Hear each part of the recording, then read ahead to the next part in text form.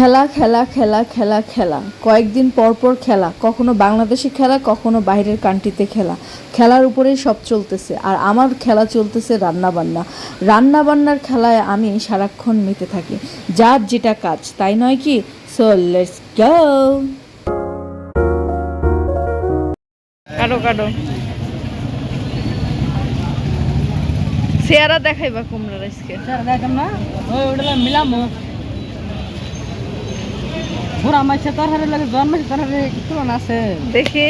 আচ্ছা কুমড়া দেখি পাকা কুমড়া একবারে মিলা আর ওটা একটু ফ্যাকাশে।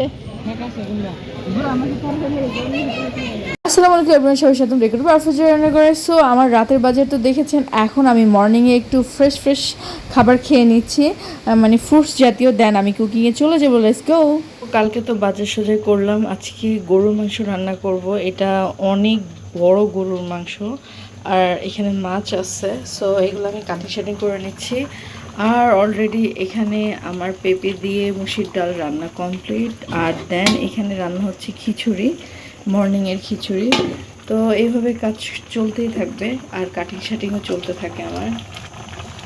তো দেখানো হয় না অনেক কাজের ব্যস্ততায়। এটা ছিল লাউ, একদম ফ্রেশ কচি লাউ, যেটা একদম সিদ্ধ হয়ে গিয়েছে মোমের মতো।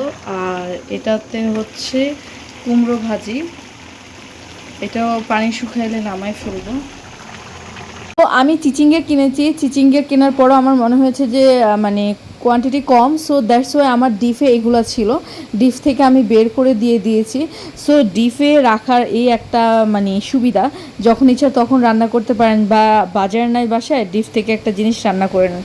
সো মর্নিংয়ে আমি এখানে খিচুড়ি খেতে চলে গিয়েছি। দেখতে পাচ্ছেন এখানে খিচুড়ি, ডিম আর আচার দিয়ে দিয়েছি। সো এই খিচুড়িটা আমাদের সবারই পছন্দ। মাঝে মাঝে আমরা ফ্রাইডেতে মর্নিংয়ে খিচুড়ি রাখার চেষ্টা করি। আর ডাল ছিল, ডালটাকে আমি বাগার দিব। এখন যে দিনে দিনে পরিস্থিতি হচ্ছে, গ্যাসের পরিমাণ কমেই যাচ্ছে। সো তারপরে আমরা কুকিং করে নিয়েছি আলহামদুলিল্লাহ। আমি আর্লি আওয়ার থেকে কুকিংটা স্টার্ট করি, যাতে আমার হ্যাসেল পোহাতে না হয়, কারণ আমার এক সপ্তাহ রান্নাবান্না থাকে। আমার একটা দুটা রান্নাবান্না না যে আমি কমপ্লিট করে উঠে যাব। সো দেন আমি বিসমিল্লাহ করতে চলে গিয়েছিলাম। দেখতে পাচ্ছেন কত বড় একটা মাছের পিস নিয়ে নিয়েছি। আর ফ্রেশ মাছ যখন আনে, আমি ওই দিনে একটু ফ্রেশ মাছ রান্না করার চেষ্টা করি, যাতে আমার খেতে খুবই ভালো লাগে। আর তাজা মাছের স্বাদ, ও মাই গড, কী বলবো, এটা অসাধারণ হয়। দেন এখানে আমি নিয়ে নিয়েছি গরুর মাংস। এটাতে আই ডোন্ট নো, এই গরুটা এত বেশি বড় ছিল, আর এটার মধ্যে অনেক বেশি তেল ছিল, কেন আমি জানি না। বেশ বড় গরু মনে হয়, সেই জন্য। তো যাই হোক, সেই গরুর মাংস দিয়ে আমি মজা করে খাবারটা আলহামদুলিল্লাহ খেয়ে ফেললাম। আমার অনেক বেশি ভালো লেগেছে। এত স্পাইসি খাবার খাওয়ার পরে একটু নিজের হাতে দই না হলে চলেই না। সো এই জিনিসটার প্রতি আমার ছোটোবেলা থেকে খুবই সফট কর্নার ছিল। সো ফাইনালি আমি যেহেতু এটা তৈরি করতে পারি, সেই জন্য এটা বেশি খাওয়ার চেষ্টা করি। সো এগুলো শেষ করে আমরা বিকেলে চলে গিয়েছিলাম একটু ঘুরতে বলতে একটু খাওয়া দাওয়া করব, আর তার নাচানাচি শুরু হয়ে গিয়েছে রেস্টুরেন্টে গিয়েই। সো এটা আমাদের কাছে, আমাদের বাসার পাশে, আমাদের খুবই ভালো লাগে, এটাতে আমরা প্রায় যাই। সো এখানে যাওয়ার পরে এই যে নান দেখতে পাচ্ছেন, নান, চাপ, এগুলো নিয়ে নিয়েছি।